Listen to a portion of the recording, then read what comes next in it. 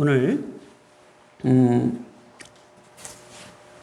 한 간증 하나 읽어드리고 말씀을 계속 이어가겠습니다. 남은 인생을 하나님의 자녀로 살 것입니다. 최근에 코로나 바이러스에 감염되어 죽을 고비를 여러 번 넘겼습니다. 급성 폐렴으로 이어지면서 3번이나 큰 수술을 받았습니다. 어떤 소망도 없고 마음에는 죽음의 그림자뿐이었습니다. 죽음이 두려운 건 제 영혼의 문제 때문이었습니다. 하나님의 존재조차 부정했기에 이 문제는 해결할 수 없을 것 같았습니다. 그러나 여름 캠프에 참석했습니다. 목사님의 말씀을 들으면서 하나님의 말씀이 진리인 것을 알았습니다. 목사님은 예수님이 우리의 죄를 대신해 십자가에 못 박혀 피 흘려 돌아가셨다고 하셨습니다. 처음으로 진정한 은혜와 사랑에 대해 발견했습니다.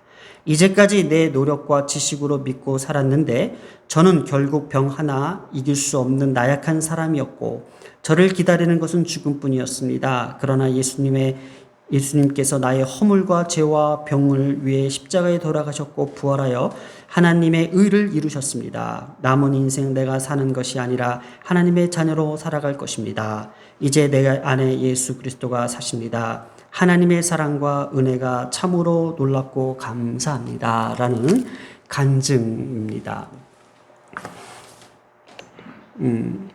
이렇게 딱 보면은 오늘 우리의 교회에서 흔히 일어나는 간증입니다. 2단 잡지입니다. 2단의 뭐라고 해야 될까 하여튼 이 겉의 내용과 이들의 어떤 간증을 보면은 그럴듯합니다. 그리고 다 속을 수 있습니다. 그러나 여기서 여름 캠프에서 목사님이 하신 말씀이 어떤 말씀인지를 우리가 주목하면은 이게 잘못된 건지를 우리가 알 수 있는데 일반 성도들은 몰라요. 이게 구원론의 문제입니다. 오늘날 우리 한국 교회가 이 구원론이 흔들리고 있어요. 그러니까 이단에서 갖고 있는 구원론이랑 정통 개신교, 개혁주의에서 말하는 구원론인가 틀린 게 상반된 게 너무나도 많은데 이게 목회자들이 그냥 신학교 때 똑바로 이거를 공부하지 않고 그냥 은혜 중심주의, 사랑 중심주의 계속 그렇게 기복적으로 가다 보니까는 이단에서 말하는 것과 개혁주의에서 우리가 신학교에서 배웠던 거랑 막 짬뽕이 돼서 성도들한테 그냥 아무거나 갖다 질러대니까는 그냥 고개 끄덕끄덕하고 아멘 하고 박수치고 있다라는 거예요. 성경이 말하고 있는 이 구원론. 그래서 수많은 우리 개혁주의자 신학자들이 말했던 그 신학의 바탕에 의해서 그대로 전달되는 것은 오히려 오늘날 우리에게는 되게 따갑게 느껴지기 때문에 그것이 배제되고 그저 기쁨과 감사와 은혜와 충만과 영광과 축복과 이런 것만 우리가 자랑하게 되는 거예요. 우리가 대표적으로 우리가 로이드 존슨이라는 이 학자가 말하는 이 거짓 선지자에 대해서 한번 우리 짧게 살펴봅니다.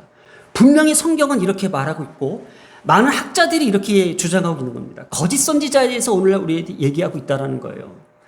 거짓 선지자는 하나님의 공의와 진노에 대해서 침묵한다라는 거예요. 거짓 선지자들은요, 그러니까 오늘 강단에서 선포되는 은혜 중심적 이런 이단적 사상을 가지고 성도들의 마음과 생각과 그 영혼을 흔들고 있고 훔치고 있는 이 메시지를 전하는 거짓 선지자에 대해 얘기하고 있다는 거예요. 이것도 저도 예외는 아닙니다. 거짓 선지자는 하나님의 성결과 의와 공의와 진노에 대해서는 매우 드물게 말한다는 거예요. 하나님의 사랑은 항상 말합니다. 그 밖의 것들을 말하지 않습니다. 그는 우리들이 모두 관계를 맺고 있는 이 거룩하고 존귀한 분에 대한 설교할 때에 아무도 두려워 떨게 하는 일이 없다. 그는 대체로 하나님에 대한 진리 하나만을 강조하는 데에 곧 사랑이다라고 얘기하고 있습니다. 자, 거짓 선지자는 심판과 지옥에 대해 침묵한다라는 거예요. 거짓 선지자가 결코 강조하지 않는 또 다른 교리는 최후 심판과 버림받은 자들의 영원한 운명이다. 유감스럽게도 지난 반세기 동안 최후의 심판에 대한 설교는 많지 않다. 그렇다. 거짓 선지자들은 이와 같은 가르침을 좋아하지 않는다라는 거예요. 또 세 번째, 거짓 선지자는 죄의 사악성에 대해서 침묵한다라는 거예요. 거짓 선지자는 죄의 사악성을 강조하지 않는다. 그리고 죄가 그리 중대한 문제가 아니라고 암시한다. 그는 죄에 대해 말하는 것을 좋아하지 않는다. 자, 네 번째, 거짓 선지자는 회개의 필요성에 대해서 침묵한다고 합니다. 거짓 선지자는 회개를 강조하지 않는다. 그의 교훈에는 구원으로 인도하는 매우 큰 문과 천국으로 인도하는 매우 넓은 길이 있다. 여러분은 자신의 죄성에 크게 신경 쓸 필요 없어진다. 여러분의 마음이 검은 것을 심각하게 여길 필요가 없어진다. 여러분은 그저 믿는다고 하기만 하면 된다. 하지만 청교도나 웨슬레나 조지 필드나 기타 위인들의 전도는 전혀 달랐다. 그들의 전도는 사람들로 하여금 하나님의 심판을 두려워하게 했고 가끔 영혼들로 하여금 며칠, 몇 주, 몇 개월가에 고뇌하게 했다. 마지막으로 다섯 번째, 거짓 선지자는 성결한 생활에 대해 침묵합니다. 지금 열왕기상을 이렇게 오면서 우리가 두 가지 포인트가 있었습니다. 하나님을 의심하지 말자. 그래서 하나님을 의지하는 그 신앙에 대해서. 두 번째 뭐예요? 정직한 영. 우리가 그 정직한 영이 뭐예요? 깨닫게 하는 게 뭐예요? 회개라고 했습니다. 그래서 지금 이스라엘의 왕조들이 쫙 등장된다고 이야기하고 있습니다. 우리가 보면은 이 사울과 다윗과 이 솔로몬 시대에 이르러 지금 이 솔로몬의 죄가 어디에 있어요? 하나님께서 지혜를 주셨고 하나님께서 부귀와 영광을 주셨지만은 솔로몬에게서는 회개할 수 있는 그 기회조차, 회개할 수 있는 그 깨달음조차 없었기에 지금 결국은 이스라엘의 역사는 뭐예요? 남과 북이 갈라지는 비극적인 상황까지 도달했다라는 거예요. 그게 뭐예요? 르호보암 시대 때부터, 여로보암 시대 때부터 지금 이스라엘은 남과 북이 갈라지면서 이렇게 이스라엘의 왕조가 지나가면서 성경이 계속 강조하고는 뭐예요? 회개하라는 거예요. 회개하면 된다고 했잖아요. 그러나 우리가 지난주에 아사까지 했습니다. 아사가 어떤 인물이었어요? 그래도 솔로몬 증조 할아버지 때부터 르호보암 아비암 때까지 한 번도 회개하지 못했지만은 아사 때는 뭐가 있어요? 종교 개혁은 있었어요. 종교 개혁이 뭐가 있어요? 우상숭배를 다 제거했잖아요. 그런데 뭘 하나 남겨놨다고 했어요? 산상을 하나 남겨놨잖아요. 이 산상을 남겨놓은 건 뭐예요? 온전한 회개가 일어나지 않았던 거라고 우리가 주장했잖아요, 제가. 온전한 회개. 그러니 다시금 오늘 지난주까지는 아사까지 내용인데 오늘은 다시 이제 북이스라엘의 내용으로 열왕기상 16장이 진행되고 있습니다. 우리 지난주에는 열왕기상 15장을 했었는데 15장까지는 이제 아사의 집권에 대해서 나왔고 그리고 나서 성경이 계속 반복해서 얘기하는 게 뭐냐면 하나님 앞에서 악행한 일 그리고 너희 아버지 때부터 여로보암 얘기예요.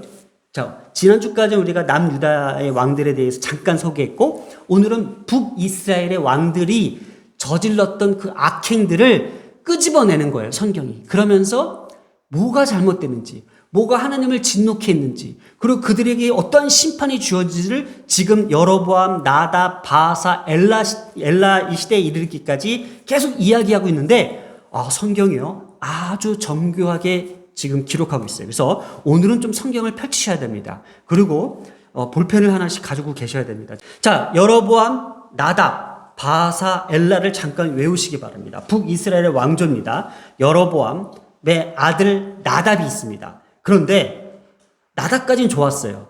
그런데 이 바사가 나답이 데리고 있는 군대 장관이었어요. 군대 지휘관이었어요. 그랬더니 이 바사가 반란을 일으켜서 나답을 죽여버리고 자기가 왕이 됩니다. 그래서 이제 바사의 아들 엘라가 있습니다. 근데 이 엘라가 함께 데리고 있던 시므이라고 있어요. 이 시므이가 죽입니다. 이런 식으로 이 북이스라엘은 왕조가 끊어집니다. 계속. 어떻게 끊어져요? 자꾸 반란을 일으켜요. 한번 보겠습니다. 오늘 말씀을. 그래서 오늘 말씀을 이렇게 보면은 자, 유다의 아사 왕이 우리 지난주까지 이제 집권했을 때에 이 바사의 아들 엘라가 있었어요. 근데 엘라가 이렇게 이스라엘의 이제 왕이 되었는데 엘라가 왕국 맡은 그때에 이 시므이라는 이 지휘관이 이 엘라를 죽이고 이제 왕이 됐다라는 내용을 하면서 성경이 어떻게 지금 이 이야기가 흘러가고 있는지 이때마다 선지자 예후를 통하여 이제 바사를 꾸짖은 내용들이 있습니다. 자, 그러면 오늘 등장하는 게 뭐냐면 북이스라엘의 왕들이 등장하면서 이때에 하나님 앞에 악행을 했던 일, 또 하나님 앞에 선지자를 통하여 예언했던 일, 그리고 하나님께서 노하신 일에 대해서 성경이 나오는데 이것이 지난주에 다 하지 못했던 열왕기상 15장부터 오늘 함께할 16장의 내용을 전반적으로 제가 성경을 한번 쫙 펼쳐보겠습니다. 자, 첫 번째 제일 먼저 시작된 것은 열왕기상 14장 16절에 여로보암의 죄로부터 갑니다. 자, 우리가 아까 기억해냈죠? 여로보암, 나답, 바사, 엘라. 자, 이 첫 번째 이 북이스라엘의 죄는 이 여로보암 때부터 올라갑니다. 16절입니다. 14장 16절. 여호와께서 여로보암의 죄로 말미암아 이스라엘을 버리시니 이는 그도 범죄하고 이스라엘로 범죄하게 하였습니다. 이랬습니다. 자, 오늘 이 문구를 우리 머릿속에 한번 기억해 봅시다. 이스라엘로 범죄하게 하였습니다. 오늘 우리가 처음에 어떻게 시작했어요? 거짓 선지자들이 우리 믿는 성도들을 어떻게 해요? 범죄하겠다라는 거예요. 뭘로? 거짓된 메시지로. 하나님 앞에 회개하게 하고 하나님 앞에 깨닫게 하고 하나님 앞에 부르짖게 해야 되는데 아니야, 예수 잘 믿으면 복 받을 거야, 예수 잘 믿으면 사업 잘 번창할 거야 하면서 뻥치면서 계속 하는 게 뭐예요? 회개는 뒷전을 두고 그저 교회에 봉사하고 교회에 헌신하고 이러면은 잘 될 거라는 어떤 희망 회로를 부풀리면서 범죄하게 했다라는 거예요. 어떻게 하겠다고요? 범죄하게 하였다. 사역동사죠. 뭐하게 하였다. 그러니 지금 여로보암의 죄가 뭐예요? 자신의 죄뿐만 아니라 이스라엘 백성들로 하여금 어떻게 범죄하게 했어요? 왜 그랬어요? 한번 잘 들어보세요. 남과 북이 갈라졌어요. 그리고 남은 르호보암이 집권하고 있었고 이 북은 여로보암이었는데 이제 여로보암이 자기가 이제 드디어 이스라엘 왕이 되었어요. 그런데 그 전까지 솔로몬 시대 때는 뭐가 있어요? 이 북이스라엘 백성들도 솔로몬 시대 때 어떻게 했어요? 예루살렘으로 가서 유월절과 모든 절기를 지키면서 하나님 앞에 예배를 드렸단 말이에요. 그러면 남유다가 어떻게 잘 살잖아요. 솔로몬의 왕국을 들여다보면은 야, 예루살렘에 이런 것도 있어? 이러면서 백성들이 혹할 수 있잖아요. 그러니 어떻게 여로보암 입장에서는 안 돼. 너희들 남쪽으로 가지 마. 가면 안 돼. 해서 여로보암이 남쪽으로 가는 통로를 막기 위해서 베델은 뭐예요, 원래? 베이트 엘로힘, 베델, 하나님의 집이라는 곳이에요. 이 성스러운 곳에다가 두 금송아지를 세워놓고 바로 이 금송아지가 애굽에서 이스라엘 백성들을 인도해낸 신이야 하면서 거기다가 절을 하게 하고 거기다가 이교화된 예배 행위를 강조했다라는 것. 제가 이 얘기하면서 오늘날 우리의 교회도 잘못된 세속적 문화들이 교회로 침투하면서 이게 하나님의 은혜야, 이게 하나님을 향한 찬양이야, 이게 하나님을 향한 영광이야 하면서 막 잘못된 예배를 오늘 우리에게 보여준다라는 거. 이게 바로 범죄하겠다라는 거예요. 자, 그래서 15장 30절에 보면은 이로 여로보암이 범죄하고 또 이스라엘에게 범죄하겠다랍니다. 이 문구를 한번 쳐보면 됩니다. 또 15장 26절입니다. 그가 이스라엘에게 범죄하겐 그 죄.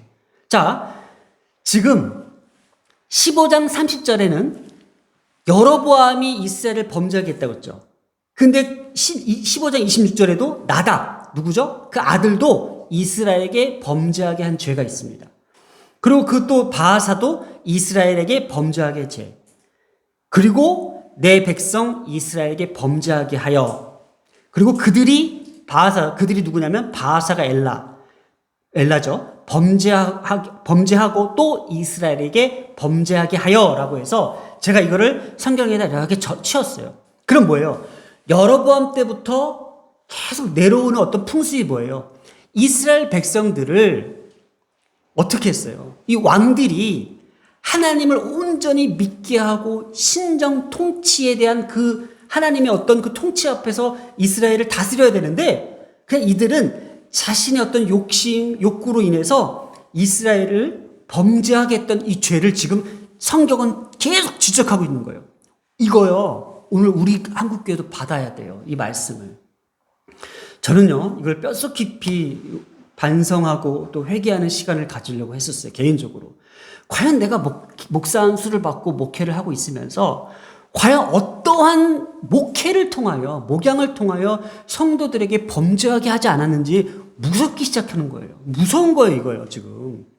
오늘날 지금 한국교회가 백성도들로 하여금 잘못된 가르침, 거짓된 가르침으로 범죄하게 할 수 있다는 것이 오늘 이 메시지인 거예요. 이 범죄하게 한 이 죄 때문에 하나님의 진도가 일어납니다. 그것이, 자, 15장 30절로 또 돌아갑니다. 그가 누구예요? 그가 인칭 대명사를 제가 찾아보니까 나답이더라고요. 나답이 이스라엘의 하나님 여호와를 노엽게 한 일이에요. 어떤 일이었어요? 조금 전에 이스라엘을 범죄하게 한 일.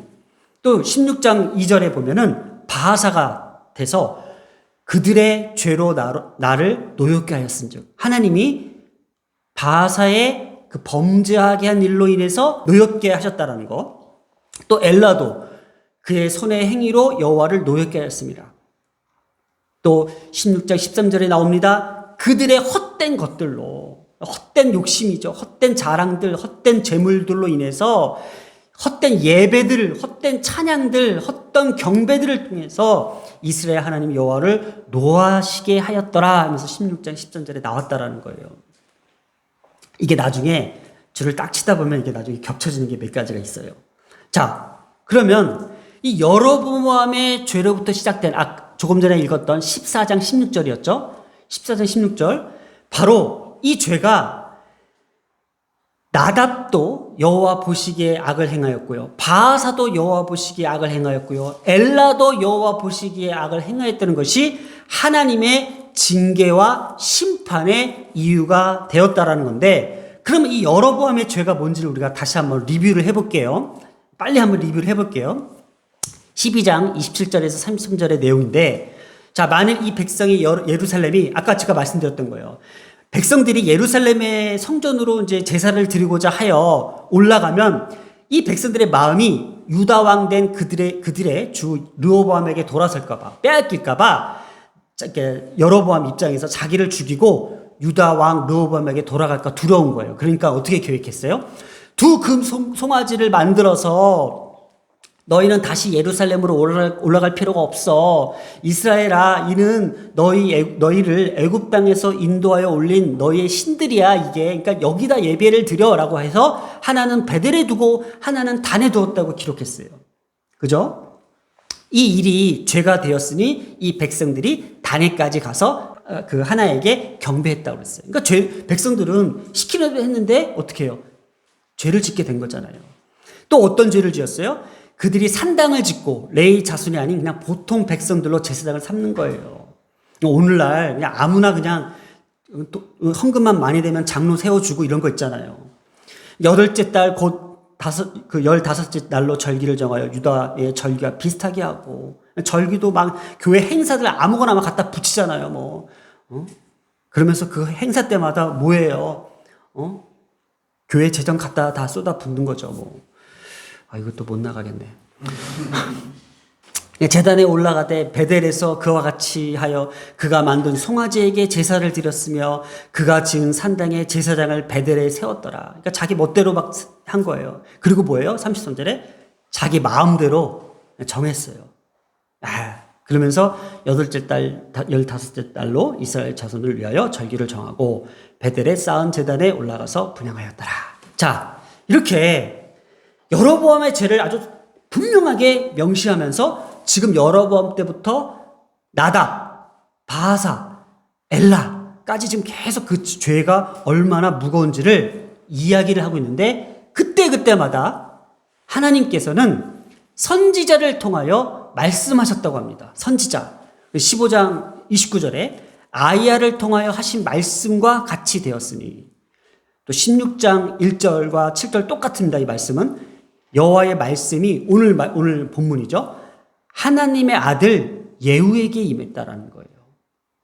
그리고 16장 12절에도 선지자 예후를 통하여 바하사를 꾸짖어 하신 여호와의 말씀같이 되었으니. 자, 여러분 오늘 말씀을 아주 간단합니다. 심플합니다. 더 이렇게 갖다 붙일 말씀이 없어요. 진짜 뭐냐 이거예요. 하나님께서는 오늘 이 거짓 메시지를 향해서 하나님께서는 다시금 하나님께서 세우신 종들을 통하여 말씀하고 계신다라는 거예요. 그냥 거짓 메시지를 통하여 백성들이 죄를 범하게 하는 것들을 하나님께서는 그냥 두고 보시는 게 아니라 지금도 끊임없이 신학교에서 열심히 공부해서 열심히 깨닫고 그들에게 하나님께서 주시는 그 사명을 가지고 이렇게 외롭고 어떻게 보면은 치열하게 말씀을 전하는 목회자들이 지금 많다고 봐요. 저는 제가 알고 있는 젊은 목회자들이 더 심해요. 지금 선조들, 그러니까 그 어른들의 어떤 그 목회에 대해서 염증을 느끼고 이건 아니다라고 다시 개혁을 일으키고자 하는 젊은 목회자들이 저보다 훌륭한 목사들이 너무 많다는 걸 제가 느껴요. 깨닫게 돼요. 바로 이거예요. 그들을 통하여 하나님께서 끊임없이 말씀하고 계시는데 오늘날 그거를 자꾸 외면하게 만든다라는 거예요. 그래서 그분들을 섬기는 일이 얼마나 중요한지를 좀 저도 깨달았습니다. 그래서 저도 그런 신학생들을 좀 섬기고 도와야겠다는 생각도 드는데, 아무튼 오늘 이 말씀을 우리가 잘 기억해 보면서 제가 이걸 보면서 이걸 그냥 읽고 그냥 아멘 하는 이 시대에 우리 자녀들에게도 어떻게 하면 올바른 교육이 필요한지, 신앙 교육이 필요한지, 그저 어떤 감정만 부풀어 오르게 해서 막 뜨겁게 해놓고 나서 이게 뭐지? 이게 뭔지도 모르게 하는 그런 것이 아니라 조금은 어렵더라도 귀를 쫑긋 세워서 그게 진짜인지 가짜인지를 분별할 수 있는 그 지혜가 필요한 거예요. 그게 거룩이라는 거잖아요. 거룩이 뭐예요? 구분하다, 분별하다는 뜻을 갖고 있잖아요. 히브리어로. 참과 거짓을 구분할 수 있는 것이 거룩한 거예요. 내 영혼이 거룩하게 되기 위해서, 내 삶이 거룩하게 되기 위해서는 내 하나님의 말씀 가운데서 내게 들어오는 그 충만한 것들이 진짜인지 가짜인지를 우리가 분별할 수 있는 지혜가 필요하고 깨달음이 필요한데 그게 바로 이 시간인 것 같아요. 하나님은 저는 믿습니다. 이 시간을 통하여 거룩하게 하실 것을 믿습니다. 이 시간을 통하여 참과 거짓을 주님께서 분별해 주실 믿습니다. 이 시간을 통하여 정말 저를 통하여 거짓된 선포가 일어나지 않도록 저도 간절히 두려운 마음으로 기도하고 있습니다. 지금 이 순간도 어떤 누군가는 이렇게 얘기했죠. 야, 니만 깨끗해? 니만 거룩해? 니만 똑 옳은 거야? 니만 바른 거야? 라고 비난할 수도 있겠죠. 저는 지금 그걸 따지고자 하는 것이 아닙니다. 정말 지금 하나님께서 우리에게 주시는 이 말씀이 내 삶 가운데에 거짓된 영으로 들어오지 않기만을 막고 싶다라는 거예요. 거짓된 영들이 오늘 얼마나 우리를 현혹하고 있어요. 거짓된 영들이 우리의 자녀들에게 얼마나 지금 잘못된 길로 가게 하고 있어요. 지금 대학 캠퍼스 한번 들어가 보세요. 이 이단의 이런 소식지들이 얼마나 그들을 들어가가지고 얼마나 그들의 영혼들을 다 뒤집어 놓는지. 우리 안에 거짓된 것들이 얼마나 우리의 삶을 믿는 자들이 더 추악하게 만드는 것들이 많다라는 거예요. 하나님의 선하신 뜻에 우리의 삶이 온전케 되기를 원합니다. 그래서 저는 다른 거 다 제껴놓고 다윗이 고백했던 시편 51편입니다. 저는 오늘 이 말씀을 우리 교회에게 한번 선포합니다. 하나님이여, 내 속에 정한 마음을 창조하시고 내 안에 정직한 영을 새롭게 하소서. 오늘 우리 교회가 추구하고자 하는 것은 정직한 영입니다. 하나님 앞에 우리가 어떻게 하면 정직하게 행할 수 있으며 이 정직한 영을 통하여 우리가 어떻게 날마다 새로워질 수 있는지를, 정직한 영이 뭐라고 그랬어요? 제가 회개하는 영이라고 그랬어요. 정직한 영이 들어가면요, 우리를 회개케 합니다. 그리고 회개하는 그 삶은요, 우리의 삶 자체가 날마다 새로워집니다. 우리 자녀들이 얼마나 많이 넘어지는지 아세요? 제가 매주마다 우리 자녀들이 이제 사춘기에 거의 레벨업이 계속 되고 있습니다. 새로운 버전의 사춘기들이 계속 업데이트되고 있습니다. 그때마다 아이들과 마찰이 있을 때마다 저는 기도하는 거예요. 아이들이요, 깨닫기 시작해요. 우리 아이들이요, 오늘 지난주에 제가 막 얘기하다가 문 닫고 들어갔는데 다시 문 열고 나오면서 아빠, 내가 이걸 잘못한 것 같고 내가 잘못 생각했고 얘기를 막 하는데, 제가 순간 그때 이제 빨래를 하고 있었는데 갑자기 막 내 마음이 다 이렇게 씻어지는, 내 마음이 이렇게 빨래가 되는 느낌이 들더라고요. 그거예요. 아이들도요, 사춘기의 업그레이드 버전이 계속 업데이트 되지만 아이들이 정직한 영이 들어갈 때 저들이 새롭게 됩니다. 하루하루가 새롭게 됩니다. 아, 내가 잘못했구나. 아, 내가 이렇게 하면 안 되겠구나. 나 이렇게 살면 안 되겠구나. 아, 이런 말 하면 안 되겠구나. 라는 그 새로운 버전들이 다시 한번 새롭게 되는 것이 다시 업데이트 된다는 거예요. 이게 뭘까요? 어떤 힘일까요? 부모의 잔소리일까요? 부모의 교육일까요? 아니요. 애들 교육 안 돼요, 이제는. 애들 교육 안 돼요. 정직한 영이 저들의 영혼을 사로잡고 침투에 들어가서 그들을 날마다 새롭게 하는 그 힘과 능력과 지혜와 그 권세가 저들의 삶을 어떻게 해요? 하나님의 선하신 뜻에 따라서 온전하게 되고 온전하게 이끌어가는 저들의 삶을 주장한다라는 거예요. 저는 기도합니다. 우리의 자녀들, 미국에 있는 우리의 딸들도 마찬가지죠.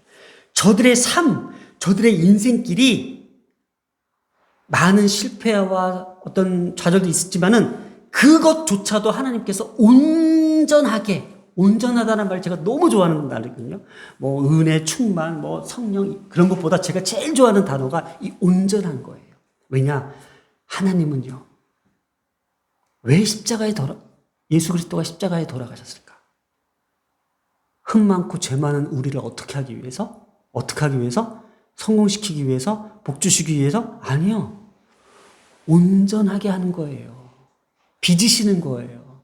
막 흐트러지고 헝클어지고 망가지고 부서진 것들을 다시금 다듬어서 온전하게 만들어 가시는 거예요.